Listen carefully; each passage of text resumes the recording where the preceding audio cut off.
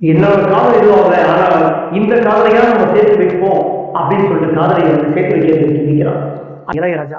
இப்போ வர பாடல்கள்லாம் நம்மளுக்கு வந்து ஒரு எனர்ஜி மாதிரி இருக்கும். Top top top top top top top top அப்படிலாம் வந்துடும். வணக்கம், நான் உங்கள் யூடியூப் சூப்பர் ஸ்டார் ரேஜி.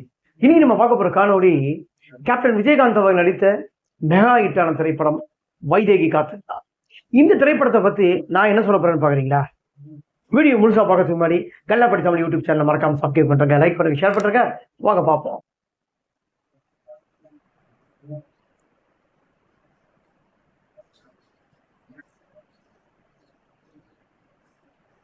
அதாவது வைதேகி காத்திருந்தார் 1984 வந்த திரைப்படம்.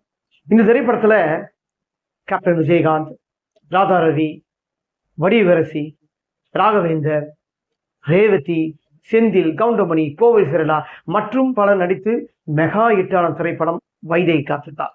அதாவது இந்த திரைப்படம் கிட்டத்தட்ட ஒரு 42 வருஷம் ஆயிடுச்சு. 42 வருஷமாயும் இந்த திரைப்படம் வந்து நம்ம மனசுல இன்னும் ஒரு காலத்தின் அழியாத காவியமா இருக்குன்னா அதுக்கு காரணம் வந்து ஒரு அழகான கதை, அழகான ஒரு காதல் கதை. இப்படிப்பட்ட ஒரு காதல் கதை இன்னும் இது மாதிரி வந்து நமக்கு இன்னும் வரல.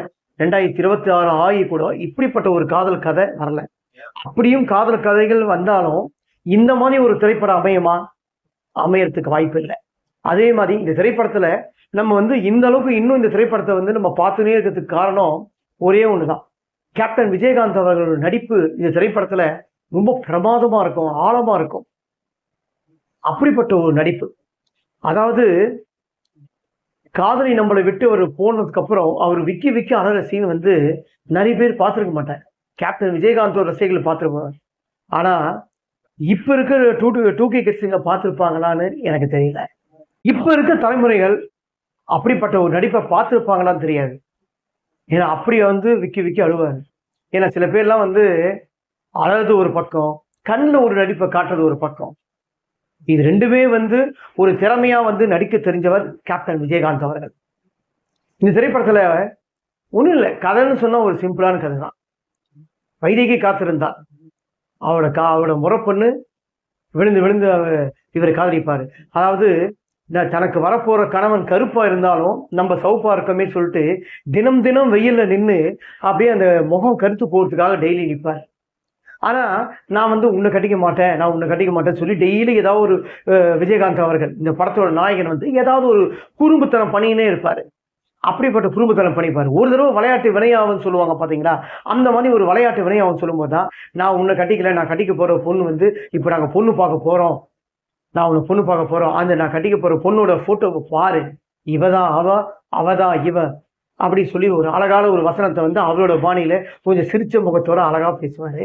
அந்த போட்டோ ஒரு குத்துட்டு போவாரு. ஆனா கதாநாயகியோட வைதேகி அவளுக்கு என்ன தெரியும்னா, உண்மையிலேயே வந்து அவர் வந்து வேற ஒருத்தரை கட்டிக்க போறாரு பொழுது அவர்கிட்ட கட்டிக்க போற போட்டோவை தான் காட்டுறேன்னு சொல்லிட்டு அந்த போட்டோவை கூட பார்க்காம அப்படியே போய் வந்து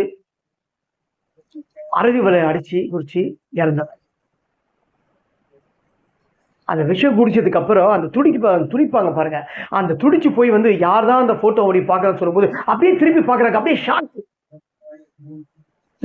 அவசரப்பட்டமே சொல்லி தண்ணி தேடுறதுக்கு பதட்டமா, தண்ணி இங்க அங்க அங்க இங்க சொல்லி தண்ணி கூட எல்லாம் கூட்டிட்டு தண்ணி கிடைச்சதுக்கு இருக்காது. அந்த தண்ணியை குடிக்கிறதுக்காக வந்து அவசரப்பட்டையே சொல்லி அவசரப்பட்டியடி பாவின்னு சொல்லி கேப்டன் விஜயகாந்த் வந்து கதவும் அவரும் வடிகச்சு கதறுவாங்க, தண்ணி திறந்து கூட அப்படியே இறந்துருவார். அப்படிப்பட்ட சீன் சொல்லும் போது எனக்கே வந்து இதுவாகுது. அப்படிப்பட்ட ஒரு வைதேகி சீன். அதுக்கப்புறம் அவர் வந்து அவர் அந்த ஊரை விட்டே போயிடாரு, யார்கிட்ட பேச மாட்டாரு, வேற ஊருக்கு போய் அவர் வாழ்ந்து நிற்காரு. அந்த ஊருக்கே வந்து கண்ணியத்தை கொண்டு சொல்ற வேலையை செஞ்சுக்கிட்டு அந்த ஊர்ல வந்து வேலுச்சாமியின் கதாபாத்திரத்துல வாழ்ந்து நிற்பாரு. அதுக்கப்புறம் தான் அவரோட கதையில ஒரு திருப்பு முனை ஆகுது. அது ஏன் திருப்பு முனை ஆகுதுன்னா, என்னோட காதல் எதுவும் ஆகல, ஆனா இந்த காதலையா நம்ம சேர்த்து வைப்போம் அப்படின்னு சொல்லிட்டு காதலியை வந்து சேர்த்து வைக்கிறதுக்கு துடிக்கிறான். அதே மாதிரி இதுல நம்ம விஜயகாந்த் அவர்கள் நடிப்பு எந்த அளவுக்கு இருக்கோ, நடிகை ரேவதி பிரமாதமான நடிப்பு. வைதேகி காத்திருந்தான்னு சொல்றதுக்கு அர்த்தம் அவங்க கூட குறிப்பிடு, ஏன்னா அவங்க பேரும் வைதேகி தான். இந்த திரைப்படத்துல வந்து ராதா ரவி அவரோட கதாபாத்திரம் ரொம்ப பிரமாதம். இந்த வெள்ளிக்கிழமை ராமசாமி அப்படின்னு சொல்லிட்டு ஒரு செயினை சுத்தின்னு வருவாரு. அந்த மாதிரி இதை ஏன் சொல்றேன்னா, இந்த திரைப்படத்தோட இசைஞானி இளையராஜா. இப்போ வர பாடல்கள்லாம் நம்மளுக்கு வந்து ஒரு எனர்ஜி மாதிரி இருக்கும். Top top top top top top top டுப் அப்படிலாம் வந்துரும். என்னன்னு நமக்கு தெரியாது. அப்படியே மறைஞ்சு காத்தாட எப்படி அப்படியே பரவுதோ அப்படியே காத்தாட அப்படியே மறைஞ்சிரும். ஆனா இந்த பாட்டு மறையாது. காத்திருந்து காத்திருந்து காலங்கள் போகுதடி, ராசாத்தி ஒன்ன காணாத நெஞ்சு. ஆஹா, என்ன ஒரு அழகான ஒரு பாடல் வரி. இப்படிப்பட்ட ஒரு பாடல் வரி நம்ம மனசுல வந்து ஆழமா பதிஞ்சிருக்கு தேனாட்டம். 42 வருஷமாயும் இந்த படமும் வந்து அழியல, இந்த படத்தை நம்ம மறக்க முடியல, பாட்டும் நம்மளால மறக்கிறதுக்கு வாய்ப்பே இல்லை. அப்படிப்பட்ட ஒரு கேப்டன் நடிப்புகளை வந்து மெகா ஹிட்டான படம். இந்த திரைப்படத்துல அந்த காலகட்டத்துல 1984 எல்லாம் பாத்தீங்கன்னா மைக் மோகன் சொல்லுவாங்க, வெள்ளி விழா நாயகன் நடிகர் மோகன். அவர் நடிச்ச படம் எந்த படமா இருந்தாலும் அதுல பாட்டு இட்டு. லவ் ஸ்டோரி, அதாவது டிஸ்ட்ரிபியூட்டர்களுக்கெல்லாம் எப்படின்னா, ஒரு கம்மியான பட்ஜெட்ல ஒரு அதிகமான, அதாவது ஒரு 5 ரூபா போட்டா 20 ரூபாய் எடுக்கிற லாபம் எடுக்கிற அளவுக்கு ஒரு தயாரிப்பாளர்களை, ஒரு நம்பிக்கையான நட்சத்திரம் நடிகர் மோகன். அதுக்கு பேர் தான் வெள்ளி விழா நாயகன் தான் அவரை கூப்பிடுவாங்க.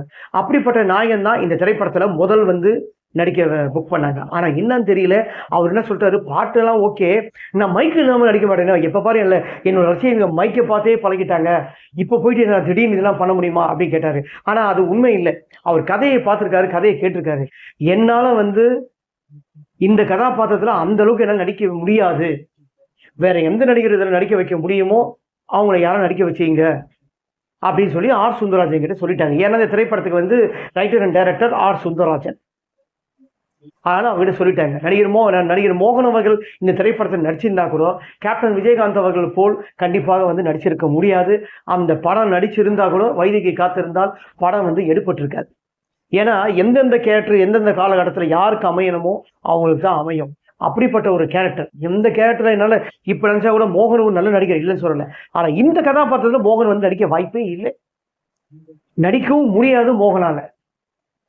அப்படிப்பட்ட திரைப்படம் தான் இந்த வைதேகி காத்திருந்தால். இந்த வைதேகி காத்திருந்தா திரைப்படத்தை பத்தி நான் வந்து உங்களுக்கு ஓளுக்கும் நான் வந்து படத்தோட கதையும் சரி பாட்டுகளும் சொல்லி எல்லாமே பாட்டு மெகா ஹிட்டான பாட்டு. அதாவது வைதேகி காத்திருந்தா திரைப்படத்தை பத்தியும், அதாவது அந்த காலகட்டத்தில் இருக்கவங்களுக்கு கண்டிப்பா தெரிஞ்சிருக்கும். நடிகர் மோகனை வந்து இண்டஸ்ட்ரியில் இருக்கவங்களுக்கு தெரியும். நடிகர் மோகனை புக் பண்ணிட்டு அவர் இந்த திரைப்படம் எனக்கு கதை வேண்டாம் சொல்லி ஒதுங்கினது திரைப்படம் நல்லாவே தெரியும். அது உண்மையா பொய்யான்னு இண்டஸ்ட்ரியில் இருக்கவங்களுக்கு தெரியும். Writer and director R Sundararajan இந்த திரைப்படத்துக்கு அவருக்கு நல்லாவே தெரியும். ஓகேங்களா, நடிகர் மோகன் கேட்டாவே அவரே சொல்லுவார், என்னை நடிக்க வயசாக நான் தான் இந்த திரைப்படத்தில் நடிக்கிறேன்ட்டு. ஃப்ரெண்ட்ஸ், வைதேகி காத்திருந்தா திரைப்படத்தை பத்தி ஒரு அறியாத தகவலை உங்களுக்கு நான் கொடுத்துருக்கேன். உங்களுக்கு வைதேகி காத்திருந்தா திரைப்படத்தை பத்தியோ அந்த படத்துல வர சாங்கை பத்தியோ கேப்டன் விஜயகாந்த் அவர்கள் நடிப்பை பத்தியோ ஏதாவது எனக்கு தெரியாது, உங்களுக்கு ஏதாவது தெரிஞ்சிருந்ததுன்னா மறக்காம கமெண்ட் பாக்ஸ்ல உங்களோட கருத்தை வந்து பதிவு பண்ணுங்க. வணக்கம்.